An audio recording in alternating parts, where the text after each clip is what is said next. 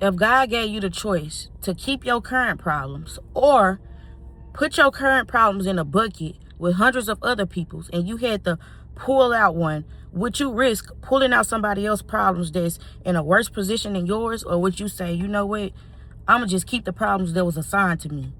And I feel like most of us can agree that we would just keep the problems that's assigned to us. And obviously I didn't make that quote up. I'm pretty sure most of us have heard that already, but I just want to encourage us to, you know, me too, to understand that somebody's situation is always worse off than ours. And I feel like that's worth being grateful for. So if you know what I'm saying, if you going into a job that you don't like, but you make good money, you don't like your co-workers, you don't like how people treat you, you don't like the disrespect, whatever the case may be, understand that somebody is working a job right now that's probably way harder than yours, but get paid way less, and wishing that they had a job.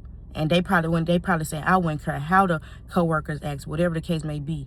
So just keep that in mind. Or if you got a job and you don't make that much money right now, of course we're going to always pray to God for better, but understand that right now somewhere it's somebody who made a mistake in the past, probably didn't change their life around, but their background, it's got so much stuff on it that won't nobody get them a job, and they just praying that they could get any type of job to get any type of cash flow in to restart and rebuild their life.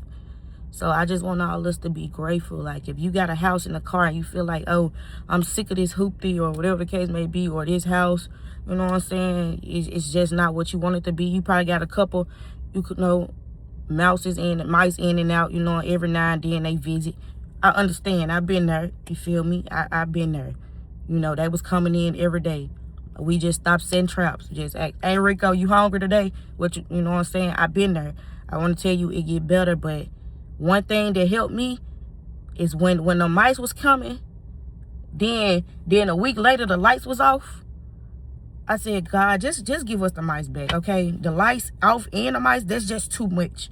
Just so you know, don't let God make your situation worse, just so you can understand that you can deal with what you got right now, that you can actually change your situation and help God change your situation right now. So I just want to encourage us that it can always be worse, but it also can always get better. You know what I'm saying? What James say, count it all joy. You know what I'm saying? Let whatever challenges you're going through, let that build your patience, let that build your endurance, so when it's complete, you know what I'm saying, you'll be lacking nothing. And that don't mean you won't go through nothing. That don't mean that everything gonna be peaches and cream.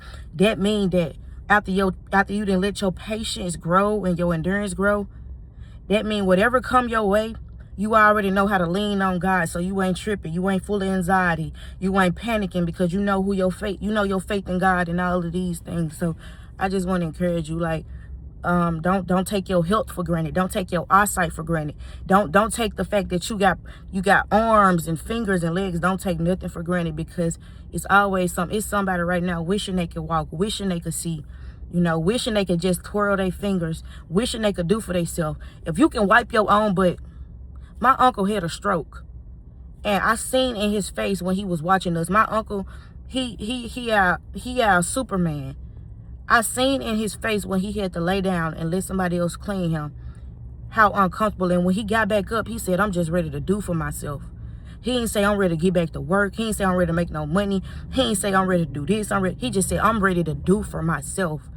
So just remember that if you got the ability to wipe your own butt, and it sound crazy, but if you can take these and just dig up in there, I feel like that's another thing to be grateful for. Like, yeah, just be grateful. There's always somebody in a worse position wishing. It's somebody right now who, if they had the chance to trade off their problems for yours, they probably would pick yours on any day. So I just want to encourage everybody to go through the day, you know what I'm saying, go through the day appreciating God, you know. If you could buy deodorant because it's $4 million, you know, that's another thing to be grateful for.